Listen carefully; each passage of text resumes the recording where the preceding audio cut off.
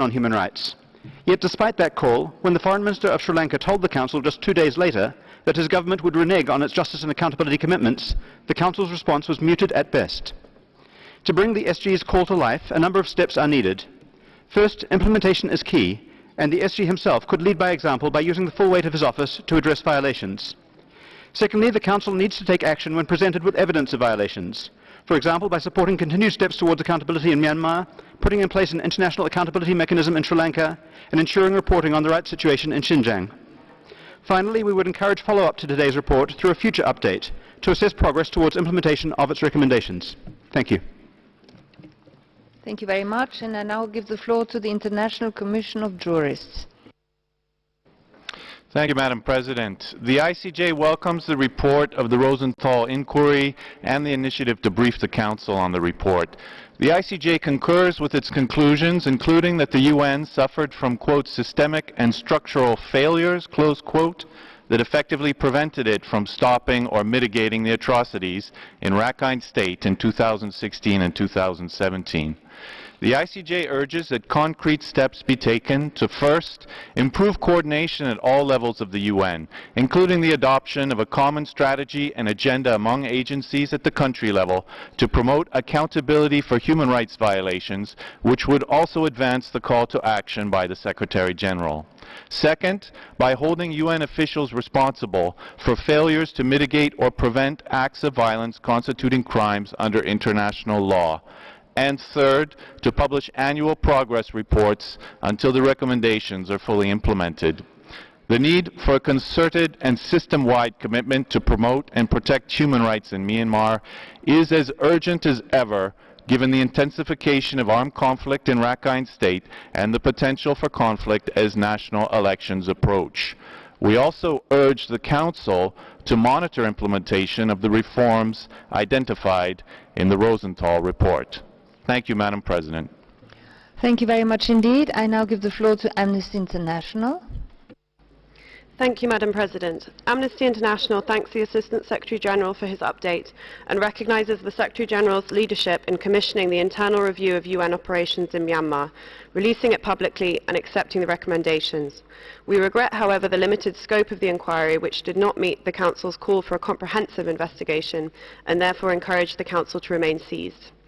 The Rosenthal report made clear the need for bolder leadership by the UN and greater internal accountability to ensure human rights are truly put up front across all operations. We hope that, as you say, the Secretary General's recent call to action will translate to a genuine, effective and coordinated action plan that addresses ongoing human rights crises around the world, including in Myanmar, developed in close consultation with local and international civil society.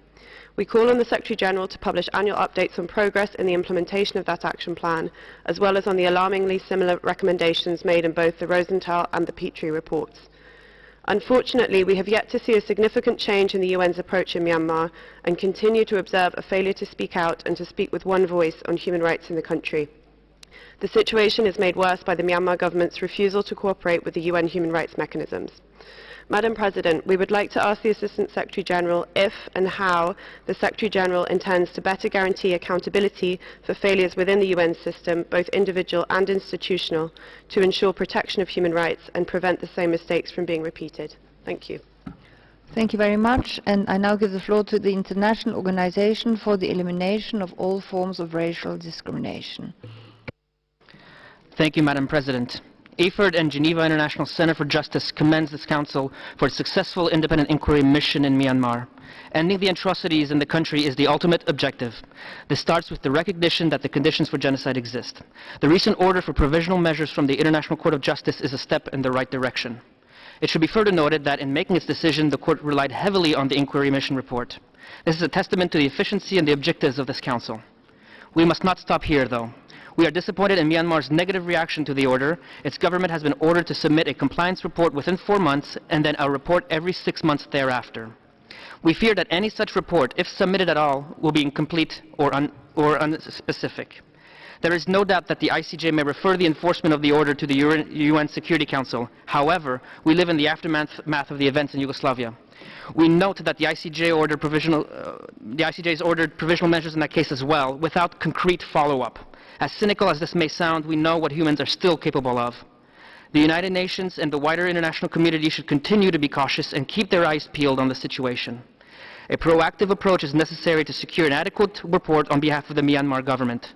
We invite this Council to devote a special item at the 44th Human Rights Council session focused solely on Myanmar's compliance with the order. Thank you, Madam President. Thank you very much. And this was the last speaker on our list. I therefore give the floor back to the Assistant Secretary General for his concluding remarks. Well, thank you very much, and thank you to all those member states that have taken the floor to comment on the follow-up, as well as the representatives of the non-governmental organizations. What I take out from this discussion is, and I thank you very much for that, is a very positive feedback from you on the call to action, which is really at the heart of our follow-up to the Rosenthal reports. There were two sets of questions. One is to go into some details about the actual follow-up to the Rosenthal recommendations, and then, and that's the second set of questions, it's in relation to the call to action. On the Rosenthal report itself, as you know, there were three sets of findings and lessons learned. First, in terms of interaction with the host country. Second, in terms of interactions with other member states, including those at the regional level, including regional organizations, as well as NGOs and others. And third, and in a way it's the prerequisite for the first two, it's the UN internal coordination itself. When the Secretary General received the report from Gerd Rosenthal, he made sure that the report was not only shared with member states but also within the United Nations. He held a number of senior level discussions, both at the senior management group but also within his executive committee in terms of follow-up to the report. And indeed, one of the analyses that we looked at in particular was to the extent of which the reform efforts of the Secretary General are very much aligned with the recommendations that came from the report, and that is very important. For instance, when it comes to improved decision-making, we have a different decision-making within the UN system. The Executive Committee chaired by the Secretary General that involves all heads of departments, but also relevant agencies, where we both look at themes as well as country situations. It's usually prepared by the Deputies Committee that I chair, and we look into country situations from a comprehensive perspective that includes both human rights analysis, development aspects, but also peace and security. So this integrated view of particular country situations is extremely important. We also have, through the UN system development reform, a much better and improved country-level planning through, for instance, the common country assessments that are done by UN country teams on the ground, and through, which then is of course the negotiation with the host country and the member state in particular, how this common country assessment then gets pragmatically operationalized through the UN Sustainable Development Framework, which again is very much linked to the reform. We want to make sure, and this is part of the guidance, that a human rights lens is applied in these contexts. And that's very much in terms of accountability. We are also reviewing very much the resident coordinator system in terms of appointment procedures, including for deteriorating situations, but also in terms of knowledge of human rights issues, which is extremely important for us. As you may know, one very specific aspect that the Secretary General has asked for is actually some of the cultural change issues that we have within the organization. And there is a report that was prepared precisely to ensure that there is much greater awareness of human rights issues within the system. We will also put more emphasis on human rights throughout the system when it comes to recruitment, assessments, and induction. So that's, if you like, very concretely on the Rosenthal follow-up, which is very much aligned with the human rights upfront initiatives that was mentioned by, in particular, I think, by the UK delegation, because if you see some of the issues that came out of human rights upfront were in a way repeated in the Rosenthal findings and are now concretely followed up through this system. This is, however, part, and that comes to the second question, this is part of the call to action and the implementation of the call to action. The call to action is a very integrated, comprehensive vision on human rights in these 7 key areas that the SG has put forward. And we have already, and that's in response, I think, both to Sweden on behalf of the Nordic countries, but also of the EU delegation, we have already sent it out to each and every staff member. We will have a dissemination strategy that involves the resident coordinators, the SRSGs, the DSRSGs, the various UN country teams. In fact, they will soon receive guidance on how to incorporate the universal periodic review outcomes in their work, which I think is very important, especially to this Council. The 50 or so member states that are undertaking voluntary national reviews of their work on the Sustainable Development Goals, they will receive a letter from the High Commissioner providing ideas for how their human rights obligations pertain to this exercise. Again, very important. There is a UN system-wide strategy on civic space that is close to being finalized. And if you then actually look at the 7 areas, we have started follow-up action, both in terms of dissemination, but also in terms of follow-up on the 36 areas and action areas that were concretely identified through the call to action. And it is also important, especially on the development front, to say that if you look at the Sustainable Development Goals, about 90% of them relate to existing human rights obligations. So whatever we do on the Decade of Action of Sustainable Development Goals is really underpinned by a human rights approach, where we hope very much that in particular the engagement that we have, that member states have among themselves on the universal periodic review will be an extremely important entry point for us. Other areas relate very much to making sure that we use the toolbox both at the UN level but also at the regional level when it comes to engagement with human rights institutions and accountability mechanisms, that we provide practical guidance to our UN country teams in particular on issues that relate to human rights, including on national capacity building. So if you like, there is on each of these 7 areas, and more specifically within it, the update on the recommendations to the Rosenthal report, action underway, and it's action that is shared both by the Office of the High Commissioner for Human Rights and by the Executive Office of the Secretary General. In fact, both the Assistant Secretary General for Human Rights based in New York as well as myself were tasked by the Secretary General to ensure a very robust follow-up to the call to action, which includes the implementation of the Rosenthal recommendations. So, thank you very much. Thank you very much. This brings us to the end of this discussion. So I thank the Assistant Secretary General very much for having traveled from New York to be present at this meeting and present the report himself. Thank you very much indeed. And ladies and gentlemen, we go on very quickly with the next point on our agenda, which is the interactive dialogue with the Commission on Human Rights in South Sudan.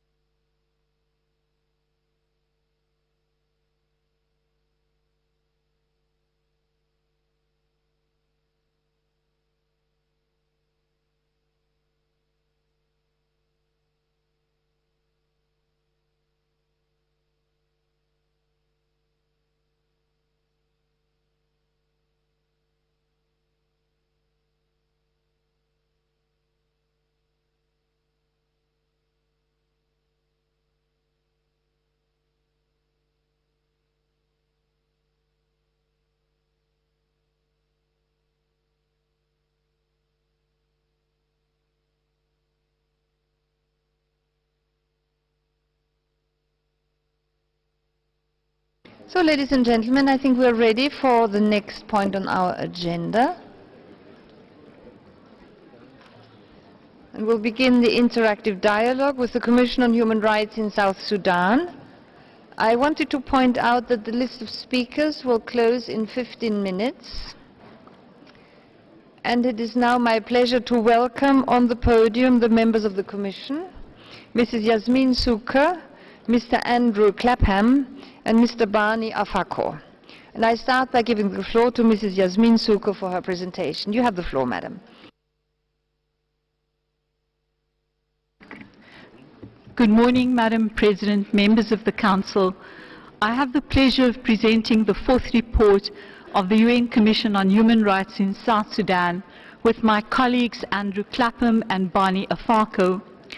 Mr. President, since the Commission last reported to the Council, more than half of South Sudan's population has been deliberately starved of food, while their leaders brazenly looted and plundered the country's wealth.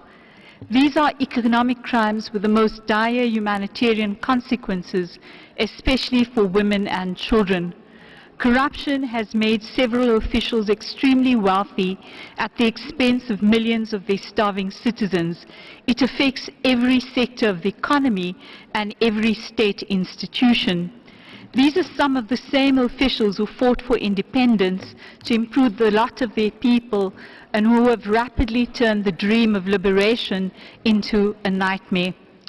The international community is compelled to support humanitarian services and aid delivery to the civilian population, while some South Sudanese leaders have stolen tens of millions of US dollars from the government reserves that could and should have been used to feed their people. This has to be one of the most compelling arguments for international and regional support for criminal accountability for South Sudan. Since the Comprehensive Peace Agreement of 2005, the economy of the South has depended primarily on oil, accounting for 73% of all government revenues. Theft of public funds is made easier by the predominantly cash economy of South Sudan, coupled with nepotism in appointments to senior government positions. Money is spent mainly on the military and the governing elite with very little transparency. The National Revenue Commissioner was dismissed in August 2019 because he was simply too transparent. He published for the first time quarterly reports on the oil and non-oil revenues coming into South Sudan. The Commission has uncovered numerous instances of bribery within the contract to print currency, the theft of funds allocated for health care, and trade-based money laundering involving contracts assigned to companies who in some instances have been designated under financial sanctions. To give an example, 98% of non-oil revenue is supposed to be remitted by the National Revenue Authority to the government's bank account, but the Commission has in its possession credible evidence indicating that for September 2019, only 42% was remitted. This was even worse for October and November 2019, with only 20% of the non-petroleum revenue funds being sent to the government account. The Commissioner General and the Board of Directors of the National Revenue Authority then announced that it would no longer be necessary to publish statistics, making accounting impossible. We are talking about tens of millions of US dollars vanishing. Based on information in our possession, the Commission has reasonable grounds to believe that senior members of the government of South Sudan have engaged in acts that amount to economic crimes, including tax evasion, money laundering, bribery, using one's position to influence decisions in the allocation of state resources, and using public funds for personal gain and advantage. The plunder of resources has turned this potentially rich young country into the third world place in the world in which to live. Greed and the struggle for power by predatory political elites have exacerbated extreme levels of poverty, leaving more than 5 million people hungry. And this plunder has also driven the intense political and ethnic competition that has fueled conflict in South Sudan and the continuing suppression of free speech, especially the harassment of investigative journalists. In terms of recruitment, delays in the implementation of the revitalized agreement on the resolution of the conflict have allowed the continued forcible recruitment of children into the armed forces during the last year by all parties, both government and opposition, as they sought to boost their numbers. I will tell you the story of a teenage boy, a child whose only crime is his desire to go to school. His father was given a stark choice: supply your son to fight or give us 7 cows. The boy initially evaded forced recruitment by the South Sudan People's Defense Force, but one night soldiers caught him and took him to a training camp. After a few days, he asked to be allowed to go to school. Instead, he was beaten and punished with solitary confinement. He eventually managed to escape by wrestling a soldier and dodging bullets before he ran all night barefoot to reach his home. When interviewed by our investigators, this brave 15-year-old said his only ambition was to be a doctor to serve his people in South Sudan. As of late July 2019, UNICEF reported that there were still around 19,000 such children in the ranks of the National Army and armed opposition groups. Nevertheless, the Commission welcomes the government of South Sudan's recent signing of a comprehensive action plan covering the 6 grave violations against children. Opposition forces, namely the SPLA-RO Riek Machar and the South Sudan Opposition Alliance, have also committed their forces to honor this agreement once in the unity government. However, despite the revitalized agreement, forced recruitment continues, and last month when the Commission visited the cantonment site in Bentiu to confirm the whereabouts of 65 boys forcibly recruited, unfortunately the boys had been removed prior to the visit. Sexual and gender-based violence continue to be systematically used by the armed parties in the conflict to terrorize and subjugate civilian populations. In particular, South Sudanese women and girls continue to face rape, gang rape, sexual mutilation, forced marriage, abduction, and sexualized torture. A woman gang raped in front of her family told us she feels constantly fearful. "I want the men who raped me to go to jail," she insisted. "Otherwise, they can just do it again." Unfortunately, I have to tell you that she's unlikely ever to get justice. She lives in a country where the perpetrators of sexual violence and those responsible behave with complete impunity, secure in the knowledge that they are unlikely to be held accountable. The Commission continued to document a range of sexual and gender-based crimes targeting women and girls, implicating both government forces and the opposition. In November 2018, in Bentiu, in Northern Unity State, more than 170 women were gang raped multiple times while going to fetch their monthly food distributions from humanitarian agencies. Among the victims were children younger than 12 years old. The rapes were so violent and brutal that aid workers caring for the victims were deeply traumatized by the injuries they saw, including vaginal damage and prolapsed uteruses. Sadly, the government of South Sudan did not respond to these incidents of conflict-related sexual violence appropriately. Instead, high-ranking officials from the government of South Sudan focused on discrediting the humanitarian group who had reported the rapes, intimidating them to prevent them from speaking out. In Yambio, in western Equatoria, the government learned that a group of more than 400 women and girls were being unlawfully detained at an SPLA-IO military base. The Commission documented allegations of sexual slavery, forced marriage, forced labor, including the rape of women and girls. While the intervention of the political leadership of the SPLA-IO facilitated the release of several women, the Commission remains concerned that a large number of women and girls continue to be held against their will. The Commission also raised the issue of accountability and command responsibility for these violations. South Sudan has also become an environment in which civic space is shrinking and where fundamental rights are trampled upon and eroded. The national security services have an ever-expanding security footprint with hardly any civil society organization able to hold a workshop without specific permission from national security. Activists are not safe, as is evidenced by the unlawful detention and subsequent killing of Dong Samuel and Agri Idris. Torture, including rape and sexual violence, intimidation, unlawful and arbitrary detention, and enforced disappearances have become the norm. Journalists doing their job are expelled.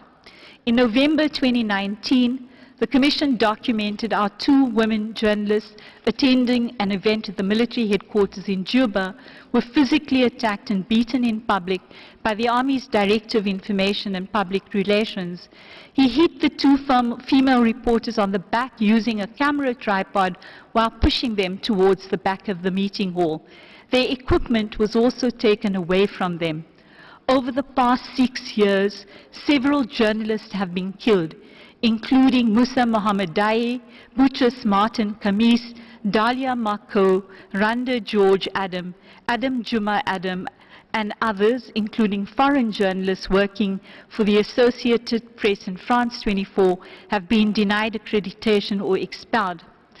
The case of Christopher Allen, who was killed in August 2017 when covering conflict in the town of Kaya, illustrates the danger that journalists in South Sudan face when going about their work and the complete absence of accountability for violations against them.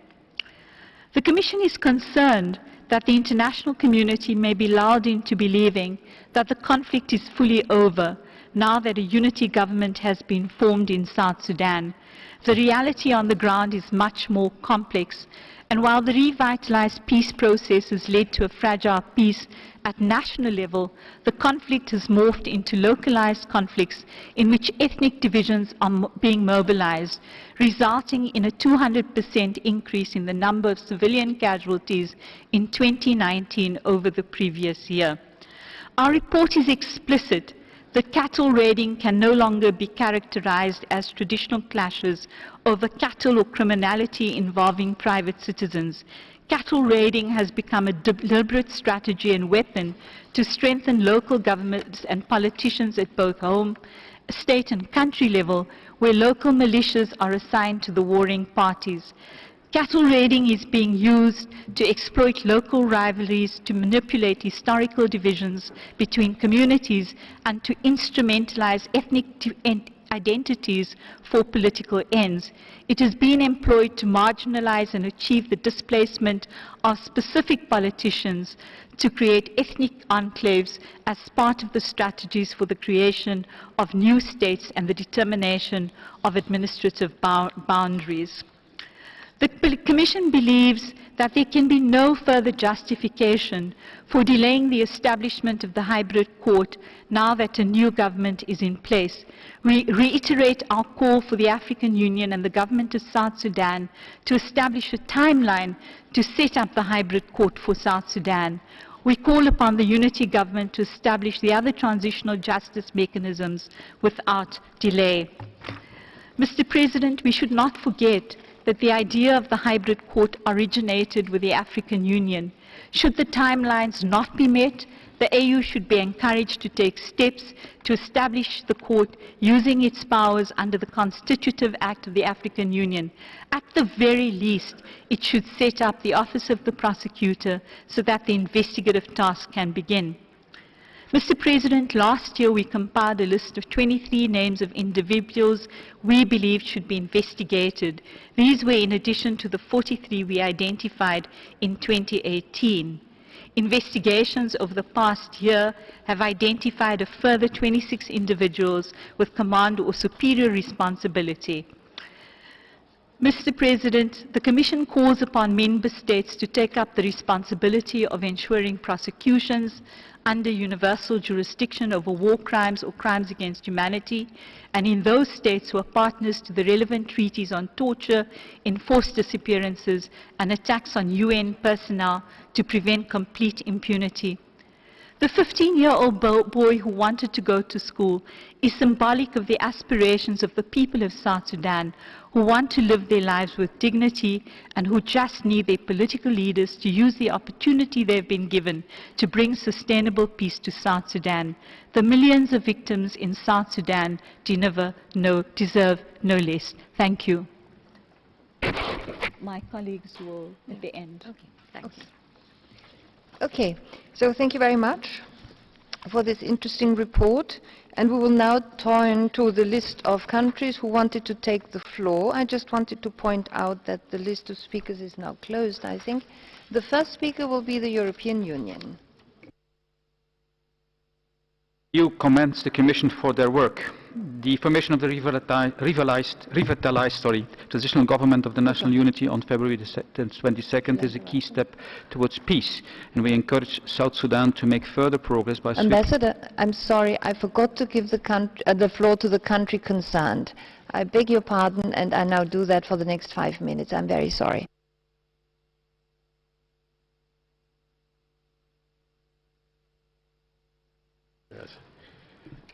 Your Excellency, Madam President, distinguished delegates, ladies and gentlemen, on behalf of my government, allow me to once again congratulate you on your assumption of the presidency of the Human Rights Council. Your Excellency, the government of the Republic of South Sudan has taken notes of Commission statements on South Sudan before this Council. We indeed acknowledge the challenges outlined by the Commission in their statement, specifically in the area of humanitarian needs with regard to the effectiveness and efficiency in delivery of accessibility in the country. We also noted Commission report on recent communal fighting in Western Barghazal, Pipor, and Akobo. The government in these statements makes the response to clarify some of the statements made by the Commission which may not be on the ground. Madam President, concerning the humanitarian access in the Republic of South Sudan, immediately after the eruption of the conflict in 2013, the government took it with the support from the international partners as a critical issue to secure humanitarian access to the affected areas. This is evident by UNOCHA and the World Food Programme's recent reports confirming that there is no impediments from the authorities regarding humanitarian access to the location in South Sudan, and that the humanitarian access and security situation in the country has significantly improved. As a result, there are no more aerial food airdrops. Madam President, in the areas of the freedom of speech and political space, the government of the Republic of South Sudan does not censor media nor halt freedom of speech. We have over 151 media agencies which are registered with no single journalist in detention. In addition, there are at present 48 media stations in the country, and 10 of these are commercial radio broadcasters. The President of the Republic of South Sudan, His Excellency General Salva Kiir Mayardit, granted recently pardon to 30 inmates on 1st January 2020, as well as the release of 48 inmates, plus the release of 4 rebels in November 2019. Madam President, in its effort to improve human rights situation in the country, the government of the Republic of South Sudan developed and signed 2 action plans with the support of the United Nations, namely Action Plan on Gender-Based Violence, signed on the 14th March 2019. These action plans, based on these action plans, the Ministry of Gender, Child and Social Welfare handle the issues of gender-based violence nationwide and conduct a regular reporting on them. The Ministry of Gender, Child and Social Welfare, in collaboration with the Ministry of Interior, Health, Justice and Judiciary, with the support from the development partners, UNFPA, UNDP, established a specialized LGBT court to try cases of gender crimes and child abuses in the country. Action Plan on Children Associated with Armed Conflicts, signed on 7 February 2020. Based on this action plan, the government established in October 2019 the Joint Verification Team for children associated with the armed forces and opposition forces, which later on went to Bahra Ghazal and screened 270 children from SPLA-IO. These children are now released and taken back to their families. These two important documents are meant to increase the overall protections of children and women against human rights abuses, a policy of the government which does not condone violence nor culture of impunity. Madam President, the government of the Republic of South Sudan made enormous compromises, including reverting the country into 10 states, plus 3 administrative areas in a state of the former 32 states. This move led into timely formation of the revitalized Transitional Government of National Unity on the 22nd February 2020, which is an implementation, of course, of the African Union agenda of silence on the gun by 2020. This newly instituted revitalized government will now address the funding issues ranging from transitional justice institutions, truth reconciliation, healing, compensation, reparation, and establishment of the hybrid court, as stipulated in the peace agreement. It will also put into consideration the recommendation laid out by the National Dialogues on Governance.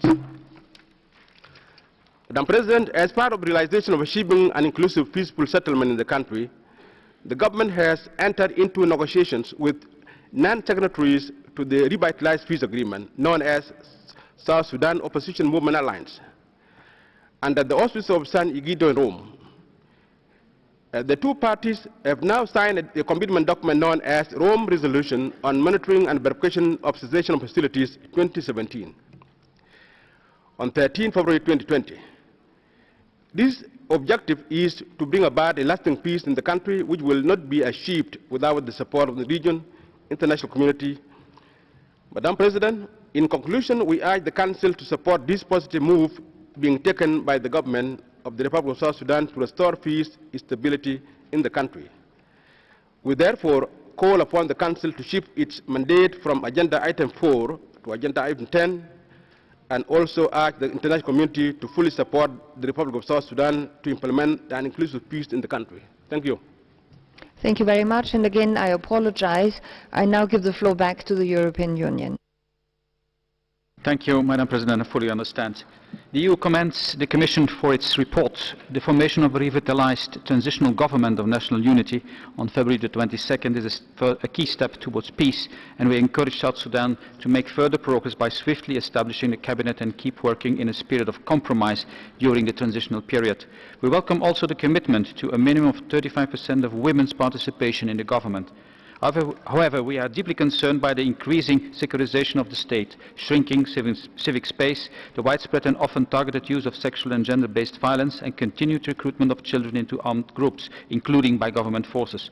We are also appalled by the deliberate denial of human rights such as food, water and sanitation, partly due to corruption and economic crimes, and partly used also as policy against distant communities, leading to starvation in parts of the country. The EU calls for full accountability for all abuses and violations of both international humanitarian law and human rights law, as well as the terms of the revitalized peace agreement. The EU calls for the establishment and operationalization of transitional justice and accountability mechanisms as per Chapter 5 of the revitalized peace agreement. In that regard, what are the most urgent steps to be taken by South Sudan to implement Chapter 5 of the revitalized peace agreement? Thank you very much. Thank you very much, Ambassador. I now give the floor to Germany. Thank you, Madam President. Germany aligns itself with the statement made by the EU. Germany thanks the Commission for its report and expresses its appreciation of South Sudan's cooperation with the Commission. We're gravely concerned by the human rights violations in South Sudan, including sexual and gender-based violence and forceful recruitment of children. We're deeply worried by the systematic monitoring and silencing of civil society, including threats and attacks against government critics. Germany calls for full accountability for all these violations. We furthermore urge all relevant parties to abide by the 2017 cessation of hostilities agreement. We note that non-signatory armed groups have committed or recommitted to the COHA and will join its monitoring arrangements. The people of South Sudan deserve peace, stability and progress on human rights observance. We strongly encourage the new government to work in this regard and fully implement the revitalized peace agreement, especially the envisaged security sector reforms in Chapter 5. And make it more inclusive, including through meeting gender provisions. Finally, Germany is gravely concerned by the surge of localized conflicts linked to parties to the conflict. What measures would the Commission recommend South Sudan to take to pay forward for national reconciliation? Thank you. Thank you very much. The next speaker is Australia. Thank you, President. Australia thanks the Commission for its work and welcomes the Commission's report on human rights in South Sudan. Australia welcomes the formation of a transitional unity government. Implementation of the peace agreement remains the best opportunity to secure a peaceful future. We continue to urge full implementation of the agreement and encourage community consultations and security sector reforms to ensure greater respect for fundamental human rights. We encourage opposition groups who have not yet joined the peace agreement to continue negotiating in good faith and to abide by the cessation of hostilities agreement. Australia condemns the serious human rights violations highlighted in the Commission's report. The fundamental rights and freedoms of the South Sudanese people have been systematically denied. We deplore the widespread and pervasive sexual and gender-based violence that has taken place and urge the government of South Sudan in the strongest terms to provide accountability and justice for women and girls impacted by the conflict. We urge the government of South Sudan to fully implement transitional justice mechanisms and the hybrid court in order to ensure accountability. Australia agrees with the Commission that redress for human rights violations and abuses is a precondition for sustainable peace and security and welcomes views on how best this can be achieved. Thank you. Thank you very much. Je donne la parole à la Suisse. I give the floor to Switzerland. Merci, Madame la Présidente. Thank you, Madam President. Switzerland thanks the Commission for its annual report. It commends South Sudan on the first stage of the formation of a transitional government of national unity and calls upon all parties to fully cooperate to attain lasting peace. The armed conflict has caused major suffering to the civilian population. Furthermore, the humanitarian situation has worsened in recent months. According to the United Nations, over half of the population is in a situation of food insecurity. The Commission's current report notes that in some regions of the country, the government and armed groups have deliberately starved civilians as a method of war. The report also mentions ongoing sexual and gender-based violence linked to the conflict and the recruitment of child soldiers. Switzerland is alarmed by these violations and serious attacks on humanitarian law and human rights. It calls upon the government to put an end to the impunity by implementing Chapter 5 of the Agreement on Conflict Resolution and Transitional Justice Mechanisms. Switzerland underscores the key role played by victims in the credible processes of dealing with the past. Experts, how can the international community support the process of dealing with the past and contribute to strengthening the key role played by victims? I thank you. Merci beaucoup. Thank you very much. I now call upon Liechtenstein. Thank you, Madam President. Liechtenstein thanks the Commission for the presentation of its report. We welcome the recent positive steps taken by the major parties to the conflict in South Sudan to come together and form a transitional government of national unity. This is an important step towards peace and transitional justice. However, we continue to be concerned about the ongoing violence in the country, including widespread sexual and gender-based violence, the forced recruitment of men and boys, the systematic denial of fundamental rights and freedoms, including threats and reprisals against journalists, activists, human rights defenders, and political dissidents. Furthermore, we are concerned about more than half of the civilian population, mainly women and children, facing acute food insecurity, and the 1.4 million internally displaced people. We urge the newly formed Transitional Government of National Unity to take measures to immediately address these shortcomings and ensure accountability for violations and abuses of international human rights and humanitarian law. Having said this, Liechtenstein welcomes the cooperation of the newly formed transitional government with the international community, but also stresses the need to continuously address the situation in South Sudan under Item 4 and urges the transitional government to continue to cooperate. We reiterate our full support for the mandate of the Commission of Human Rights in South Sudan. I thank you. Thank you very much. Je donne la parole à la France. I give the floor to France. Merci. Thank you, Madam President. France associates itself with the statement made by the European Union and would like to thank the Human Rights Commission in South Sudan for its report and presentation. The formation of the Transitional Government of National Unity in South Sudan is an encouraging stage which must contribute to the country's stability and a return to peace. The new government, through the transitional period, is responsible for rendering the 2018 revitalized peace agreement operational with all parties. France calls upon the implementation of the provisions of this agreement, including Chapter 5 on transitional justice mechanisms, as well as the establishment of a hybrid court for South Sudan, linked to the European Union. The momentum caused by the formation of the national government must be specifically reflected on the human rights situation and the humanitarian situation in South Sudan, which are particularly alarming. France calls upon all parties to put an end to violence and violations, including sexual violence, in particular against women and children. France underscores the fact that combating impunity is at the heart of the peace process. I thank you. I thank you. Sierra Leone. Madam President, Sierra Leone aligns itself with the statement delivered by the African Group. My delegation thanks the Commission on Human Rights in South Sudan for its oral update. My delegation welcomes the formation of a transitional coalition government, a fundamental provision of the revitalized agreement on the resolution of the country's conflict. This step is a huge progress towards lasting peace in that war-torn country. We note the urgent need for the restructuring of the army, the disarmament and demobilization of ex-combatants, and the state boundary delimitation. My delegation is optimistic that the remaining unresolved issues will be addressed during the subsistence of the coalition government. Madam President, my delegation maintains its call for the establishment of a transitional justice mechanism as affirmed in the revitalized peace agreement. As a post-conflict country, Sierra Leone remains committed to sharing its experiences with the government and people of South Sudan. Thank you, Madam President. Thank you very much. And the next speaker is the Netherlands. Thank you, Madam President. The Kingdom of the Netherlands aligns itself with the EU statement, and we thank the Commission for its valuable work. The recent formation of the Transitional Unity Government is encouraging, but it is essential that this also results in ending the denial of fundamental rights and freedoms to the people of South Sudan. The Netherlands is deeply worried about the shrinking space for dissent, characterized by censorship and self-censorship, as well as arbitrary arrests. We call on the new government to end these practices, to respect the right to due process and freedom of expression, and to ensure the safety of journalists and human rights defenders. In addition, the Sudanese government urgently needs to step up its efforts to address the deeply concerning, continuing and systematic sexual and gender-based violence, as well as the ongoing impunity of these crimes. In this context, we eagerly await the opening of the dedicated SGBV court in Juba. Sustainable peace is more than just the absence of fighting.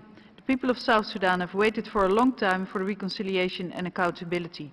The formation of the transitional government is an opportunity to take concrete steps towards the full implementation of Chapter 5 of the Peace Agreement on transitional justice, accountability, reconciliation and healing. Distinguished members of the Commission, what are the most urgent steps for the new government to take with regard to this implementation? Thank you very much. Thank you very much, Ambassador. The next speaker is New Zealand. Thank you, Madam President. New Zealand joins the international community in celebrating the formation of a revitalized transitional government of national unity in South Sudan. We welcome this as a first step in fulfilling the promise of an enduring peace. However, the challenges to achieving a long-lasting resolution persist, and the momentum of recent weeks must deliver meaningful action on human rights and accountability. We urge adherence to the benchmarks contained within the revitalized agreement on the resolution of conflict in South Sudan. New Zealand welcomes the report provided by the Commission on Human Rights in South Sudan. We are concerned that despite steps towards conciliation, there are ongoing reports of serious violations of human rights in South Sudan, perpetrated by all parties and potentially amounting to war crimes and crimes against humanity. We are extremely concerned by the continued prevalence of sexual and gender-based violence, While initiatives seeking to address this have been advanced, very few perpetrators have been prosecuted, and institutions remain ill-equipped to end and redress the impunity that has pervaded the conflict. We urge the establishment and prioritization of transitional justice mechanisms, including for sexual and gender-based violence, pursuant to the revitalized agreement. New Zealand applauds the work of the United Nations mission in South Sudan in its efforts to support the peace process, and welcomes continued political dialogue towards the realization in full of the revitalized agreement. Thank you, Madam President. Thank you very much. The next speaker is Sudan. Thank you, Madam President. The Sudan has taken due consideration and taken due note of the report of the Commission on the Human Rights in the brotherly state of South Sudan. We welcome the recent positive developments in the South Sudan, including the agreement on the number of states and the formation of the government of national unity. We commend the patriotic spirit exhibited by the leaders of South Sudan and the efforts that they deployed in order to create peace, stability and security. Madam President, we believe that the South Sudan needs support to realize the national plan for gender-based violence and children, and to realize and reinforce transitional justice. We believe that the current peace process in South Sudan, sponsored by IGAD, requires collective support and the removal of all obstacles that might push any of the parties to backpedal on their commitments under the revitalized peace process. In this framework, we call the Human Rights Council to help the South Sudan by providing the necessary technical assistance, capacity building for all institutions, including the judiciary, military and police, and civil society organizations, including NHRI, to undertake their role as proper. Thank you. Speaker is Ireland. Thank you, Madam President. Ireland aligns with the statement of the EU. We thank the Commission for the submission of its fourth report, which comes at a time of great significance in South Sudan. Ireland welcomes the formation of the Transitional Unity Government on 22nd February. This represents a key step towards achieving lasting peace and stability in the country. We acknowledge the work done by all parties to achieve this important milestone. However, as this report makes clear, enormous challenges remain. We share the view that if peace is to be sustainable, it must be inclusive. We welcome, therefore, the commitment to a minimum of 35% women's participation in the executive, which is critical in this regard, as is the commitment to establish a hybrid court and transitional justice instruments. However, we are extremely concerned by reports that sexual and gender-based violence continues to be widespread and pervasive, and we call for those who are responsible for these acts to be held accountable. Ireland also believes that civil society organisations play a critical role in promoting good governance and in building peaceful societies. We are extremely concerned by the reports of threats by government forces against journalists, activists, human rights defenders and other members of civil society. We strongly support the report's recommendation to the government to ensure freedom of expression and assembly. Members of the Commission, what can the international community do at this crucial time to support the transitional government's full implementation of the peace agreement, and in particular the provisions relating to the promotion and protection of human rights? Thank you. Thank you very much. The next speaker is the Russian Federation. Madam President, we welcome the start of the formation of the parties to the South Sudanese conflict, the transitional government of national unity, as within the established deadlines, in line with the 12th September 28th agreement of Addis Ababa and the revitalized peace agreement. That achievement demonstrates the political will and readiness of the parties towards compromise. We believe that the establishment of a new government, with the participation of representatives of the chief political forces in the country, and conclusion of the pre-transitional period, will create necessary conditions for moving the country towards political stability and national reconciliation, towards successfully tackling the urgent tasks of promoting and protecting human rights, towards socio-economic development in the interests of the whole South Sudanese people. It's important that the lead role in supporting the peace process in the country should be played by the regional actors. We welcome the mediating efforts of the African Union, the member states of IGAD. It's necessary for their approaches to maintain unity that will allow them to work in the spirit of the principle of African solutions for African problems. It's our belief that only full comprehensive compliance by the parties of the arrangements reached will help enhance mutual trust and prevent a repeat of the mistakes of the past. Thank you. Thank you very much. The next speaker is Syria.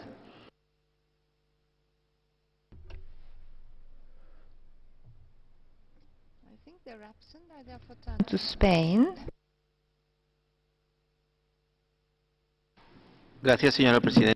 Thank you, President. Spain aligns with the statement delivered by the EU. We thank the Commission for their report on the situation in South Sudan, as well as their detailed conclusions and recommendations. First, my country would like to welcome the new unity government. We hope that it will promote full implementation of the revitalized peace agreement with a view to ensuring process of rule of law, national reconciliation, rule of law, good governance and respect for human rights. We're still very troubled by the persistence of grave human rights violations, which according to the Commission could constitute war crimes or crimes against humanity. First of all, the attacks against civilians by all actors in the conflict who deliberately used starvation and which led to a devastating humanitarian situation and one of the most acute refugee IDP crises in Africa. Spain urges that all perpetrators must be brought to justice. We also condemn the grave human rights violations committed in a context of impunity by all armed groups, chiefly by the governmental forces, including arbitrary detention, torture, forced disappearance, sexual violence, use of children in conflict, whose release we call for. We're also troubled by restrictions on freedom of civil and political rights, and we urge the authorities to guarantee those freedoms as well as environment conducive to the crucial work of journalists and human rights defenders. Thank you. Gracias. I now give the floor to Albania. Thank you, Madam President. Albania welcomes the report of the Human Rights Commission to South Sudan and welcomes the recommendations formulated, particularly those linked to putting an end to impunity and guaranteeing accountability. We support extending the Commission's mandate. We welcome the establishment of a national unity transition government, bringing together the two conflicting parties, which has been anticipated since the 2018 peace agreement. If lasting peace is to take hold, the accountability for the numerous crimes and violations witnessed by the women, men and children of South Sudan must not continue to be overlooked. Cooperating with UN mechanisms is respectable, it's one thing, but it's not enough if the human rights situation in the country remains unchanged. Therefore, it's time to move towards tangible action and to put an end to the suffering of the South Sudanese people.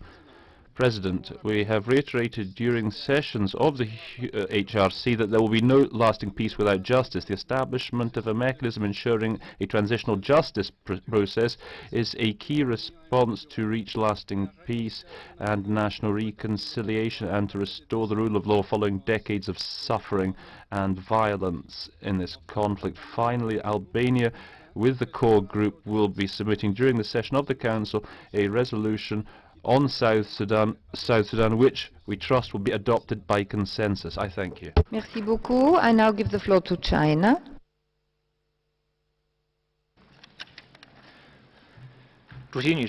Madam President, China welcomes the establishment of a transitional unity government in South Sudan and congratulates South Sudan on this important step in the revitalized peace process. We hope that all parties in South Sudan, in the overall interest of peace, understand each other and work toward each other to implement the comprehensive peace agreement.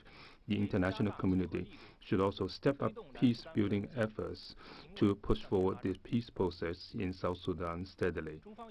China has always advocated constructive dialogue and cooperation among all parties on human rights issues and opposed politicization and public pressure on human rights issues. China appreciates the efforts made by the South Sudan government in protecting human rights and calls on the international community to fully understand the challenges South Sudan faces in human rights protection and economic and social development, and to provide technical assistance upon request. The Human Rights Council should shift South Sudan issue to agenda item 10. Thank you, Madam President. Thank you, China. I now give the floor to Belgium. Thank you, Madam President. Belgium fully aligns with the EU statement. Belgium welcomes recent encouraging developments in South Sudan's peace process. We equally welcome the comprehensive action plan to end and prevent all grave violations against children signed by the government on February 7th last month and call for its swift implementation. Human rights violations and abuses, including sexual and gender-based violence, as well as the recruitment of children into both armed groups and governmental forces, remain extremely important challenges. Perpetrators must be held to account. In that regard, Belgium attaches great importance to operationalizing the revitalized peace agreement's transitional justice and accountability mechanisms. We commend the Commission and SRSG David Shearer for their reports. We share the concern about the extreme intercommunal violence that flared up in Jonglei over the past few weeks, and exclusion in all forms that warrants the opening of civic space in South Sudan. Particular attention should go to corruption in the management of government revenue and the resulting lack of basic economic and social service delivery. These constitute a breeding ground for new cycles of violence and fundamental rights abuses. Finally, Belgium supports the renewal of the mandate of the Commission. Thank you, Madam President. Thank you very much. Next speaker is the United Kingdom. Thank you, Madam President. The United Kingdom thanks the Commission for its important work and detailed report and welcomes South Sudan's cooperation with the Commission on this critical agenda. We note with concern the rise in deaths linked to localised conflict and displacement at the subnational level, continued forced recruitment by government and opposition forces, and ongoing sexual and gender-based violence. We welcome the formation of the transitional government. Movement into the next phase of peace provides an opportunity to progress human rights. The Commission's work and its mandate renewal is vital to address impunity for violations and abuses and is essential to maintaining progress during transition. We urge the Government of South Sudan to engage fully with this Council and other mechanisms to ensure the progress made in the peace process delivers change. This means open and honest dialogue with organisations and individuals that support human rights inside and outside South Sudan. The Government of South Sudan has made some positive progress. Further action is now needed to deliver sustainable peace, justice and accountability. That starts with an honest assessment of the challenges faced. In this regard, we seek consensus support for mandate renewal of the Commission. We would like to ask the Commission what specific action the new unity government could immediately take to end restrictions on civic space and protect freedom of expression. Thank you. Thank you very much. I give the floor to Ethiopia. Thank you, Madam President. My delegation thanks the Commission for its reports. Ethiopia welcomes the formation of the revitalized transitional government of national unity, which is an important milestone for the people of South Sudan.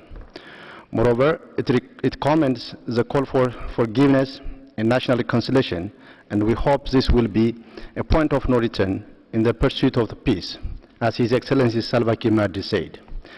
At the foundation for sustainable peace and stability are laid, practical steps taken thus far requires robust commitment to its sustenance.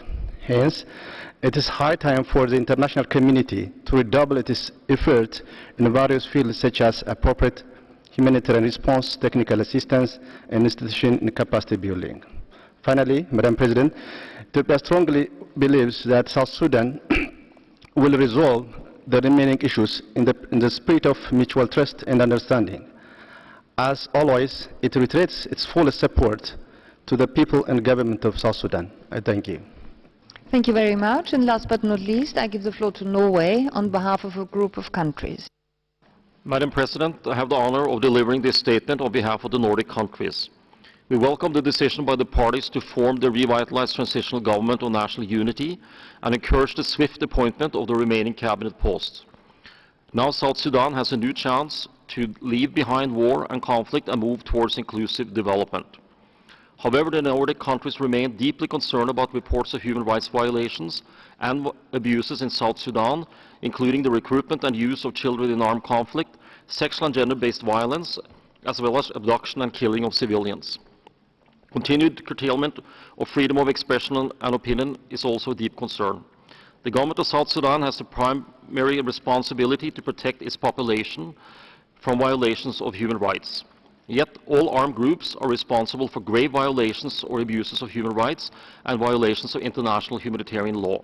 We urge all parties to use the new political momentum to ensure the protection and promotion of human rights and fundamental freedoms.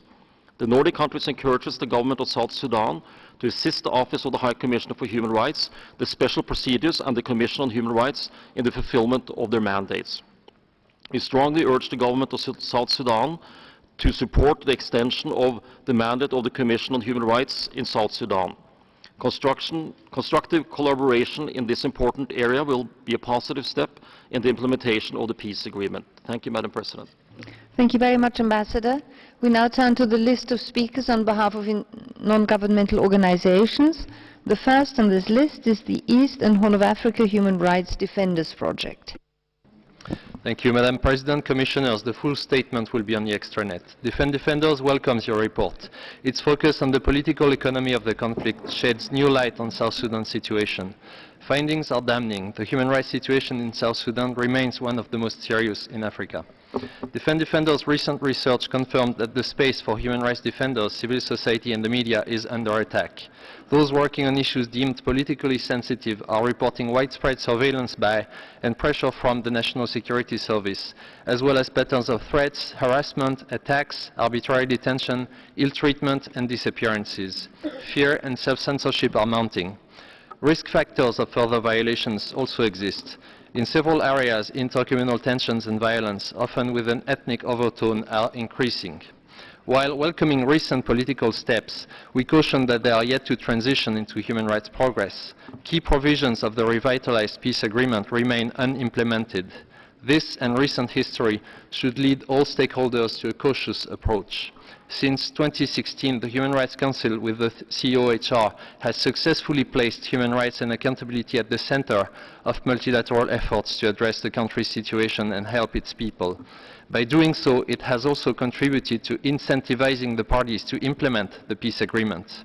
At this session, the Council should continue sending the right message by renewing the mandate of the Commission in full to allow it to pursue its vital work. Thank you.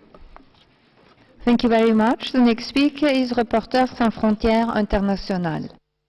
Thank you, Madam President. I am speaking on behalf of Reporters Without Borders to express our serious concern regarding continued impunity for the killings of journalists in South Sudan and the country's dire press freedom situation, which continues to worsen. Alarmingly, at least 10 journalists have been killed with impunity since the civil war broke out in December 2013, including Christopher Allen, a dual US-UK national freelance journalist killed covering the conflict on 26 August 2017. 2.5 years on, there has still been no investigation into his killing and no justice. Christopher's family is now pursuing a legal case on the basis of war crimes. Not only has there been no investigation, but Christopher's own governments, the US and UK, also failed to act meaningfully in the aftermath of his killing. We appreciate the steps taken by the UK in recent months to begin to remedy this. However, we underscore the need now for action, not just words. As the only foreign journalist killed during the conflict in South Sudan, Christopher's case has become emblematic, highlighting the tremendous risks faced by freelance journalists and war reporters around the world.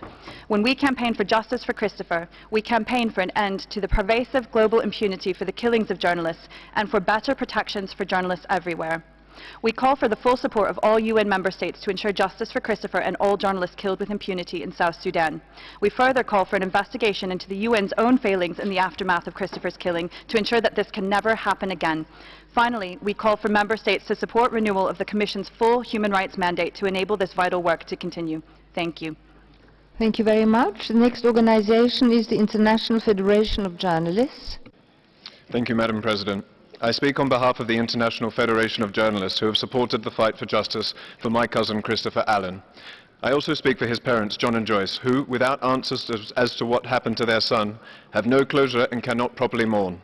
I return to this council as there has been no significant developments in our attempt to find out what happened to Christopher in 2017. Christopher was a talented 26-year-old journalist when he was shot 5 times by the South Sudanese army. His body was interfered with, and soon after his killing, trophy-style pictures of him dead and stripped naked appeared online. The autopsy report indicates he was intentionally targeted. Incredibly, neither of Christopher's 2 countries, the US or the UK, or indeed the UN, have ever requested a copy of this report. This Council and the Commission must send a message that war crimes cannot be committed without consequences. The UK has spoken on the need for justice for Christopher, and it is time for action. The FBI have refused to reply to our request for an investigation. This lack of reply is consistent with the international response to Christopher's murder and the murders of countless other journalists. Our request to the South Sudanese government for an investigation has been met with conflicting responses and obfuscation. We ask the UN to investigate its own conduct. Christopher's body was in unmissed custody, and an offer to examine his body was later withdrawn. What led to this denial of assistance? Why didn't the UN investigate the killing for potential war crimes? We call again on the Commission and this Council to urge South Sudan to commence an independent investigation. It is in the interest of every member of this Human Rights Council to push for an investigation and show that killing of journalists is not fair game. Thank you very much. The next speaker is Amnesty International. Thank you, Madam President. Amnesty International remains deeply concerned about the human rights situation in South Sudan and the lack of accountability for international crimes. The report of the Commission makes clear the need for continued scrutiny of the situation. The appointment of 5 vice presidents, including opposition figures in February, was an important step towards ending the conflict. But until the system-wide reforms agreed by the parties are implemented, including in the security and justice sectors, the Council must ensure the Commission is able to continue its work. Efforts to reform the security sector have failed to include the National Security Service, which has arbitrarily arrested, detained, tortured and ill-treated hundreds, if not thousands, of people since December 2013, and continues to muzzle all forms of dissent. The 2014 NSS Act must be amended to bring it in line with the Constitution and international human rights law. The government has failed to investigate and prosecute suspects of grave crimes committed in relation to the 2013 conflict. Until the hybrid court for South Sudan is set up and becomes fully operational and functional, this Council must fully renew the mandate of the Commission to secure the critical collection and preservation of evidence for future prosecutions.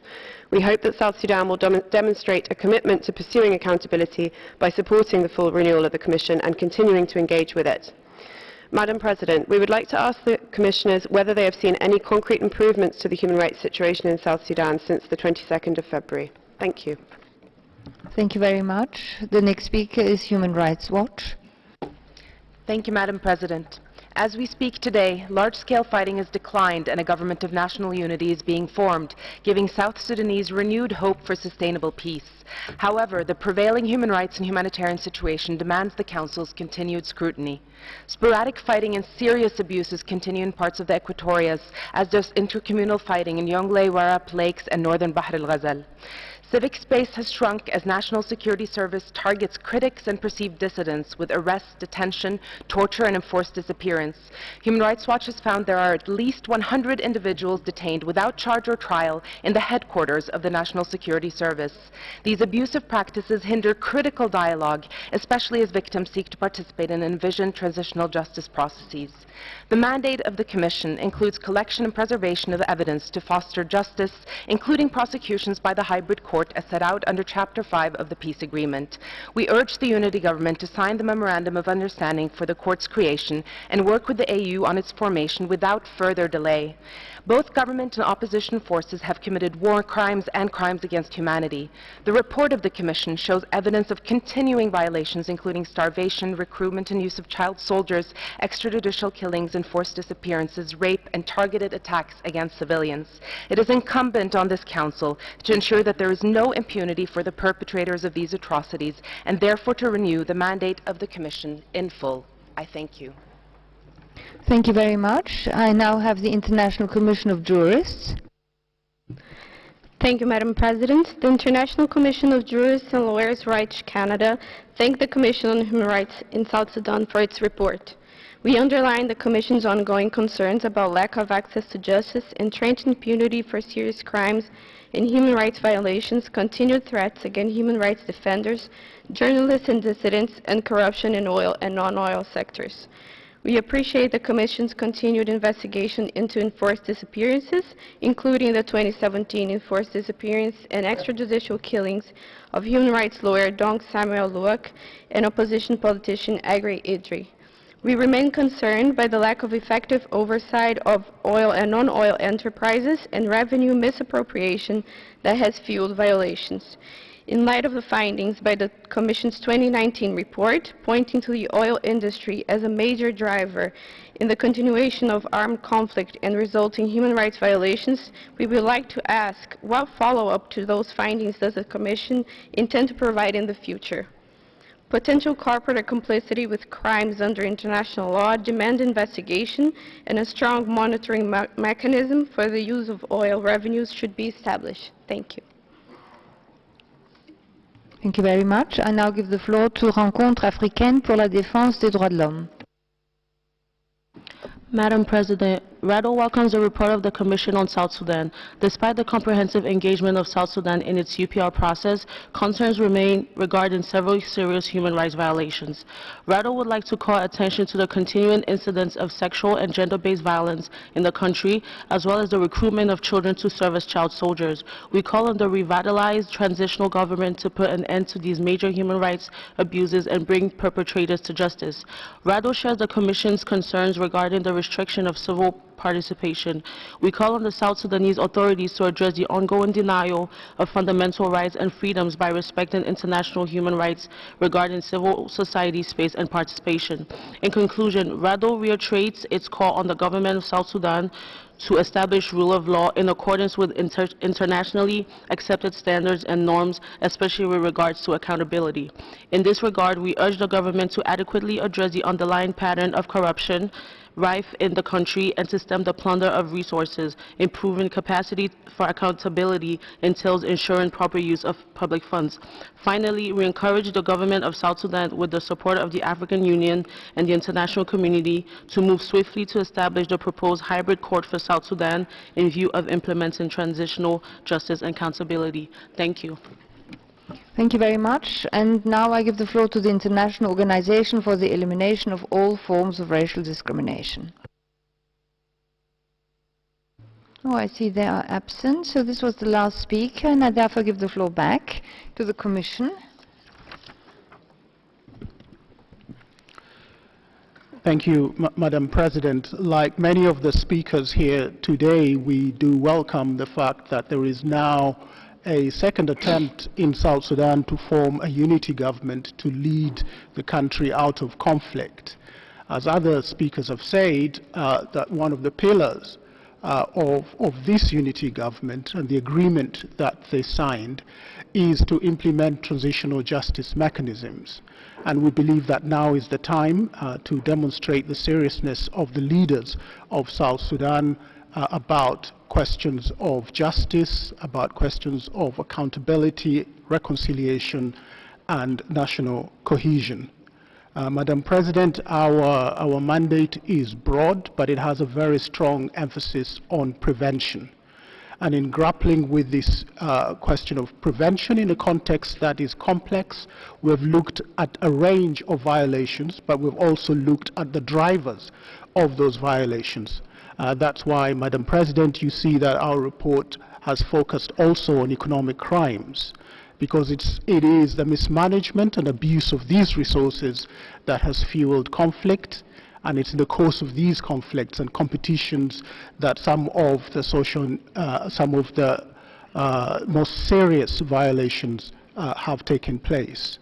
And so, in our view, it is only when the leaders of South Sudan abide by that peace agreement that ensures that there's accountability across all sectors, in leadership, in economic management, but also in questions of accountability and dealing with the past, that we will begin to see stability and the cessation of violations in South Sudan. Thank you, Madam President. We'd also like to thank the government of South Sudan for the cooperation with the Commission, as well as the governments of Uganda and Ethiopia, who facilitated our trips to the refugee camps there. We've been asked several times what needs to happen next concretely. I think the report is clear that the Commission is recommending that there should be a timeline established for the three mechanisms that are mentioned in the peace agreement. Firstly, for the hybrid court, secondly, for the Commission for Truth and Reconciliation and Healing, and thirdly, for the Compensation and Reparation Authority. So in practice, that means that the government will sign with the African Union the Memorandum of Understanding for the establishment of the hybrid court, and secondly, would pass the necessary national legislation for the establishment of that court and the prosecution of those same crimes at the national level. The Commission has this year and last year suggested that 1% of the oil revenues be put aside for compensation so that the Compensation and Reparations Authority can start work as quickly as possible. And another point which has been made several times is that there should be immediately established the Special Chamber for Sexual Violence, the SGBV Court, so that victims in the country can have access to justice. Lastly, in response to the question from the International Commission of Jurists, the Commission will be going into further detail about the economic dimension of the conflict in a forthcoming conference room paper. Thank you. Madam President, in conclusion, the establishment of the unity government in South Sudan presents the international community and the government of South Sudan with the opportunity to really make a difference and bring sustainable peace. As they implement the agreement, the new government will need to demonstrate political will in addressing the following: commit to a timeline on passing the necessary legislation to incorporate the draft statute for the hybrid court of South Sudan, sign the memorandum of agreement with the African Union, ensure that international crimes are domesticated in South Sudanese law to enable the national courts to build complementarity, establish the framework for the two other mechanisms, the Commission on Truth, Reconciliation and Healing, as soon as possible, establish the specialized chamber for sexual and gender-based violence immediately, ensure that the national authorities, including the National Security Services, desist from its surveillance of civil society, the unlawful detentions and torture, and allow journalists to do their work free from intimidation and having their articles censored and printing presses seized. To be frank, this is not about technical assistance, but rather the question of political will. I thank you. Thank you very much. This brings us to the end of this interactive dialogue. So I wish to thank the Commission very much for their presence here and for all the work they have invested into this difficult report. Thank you very much.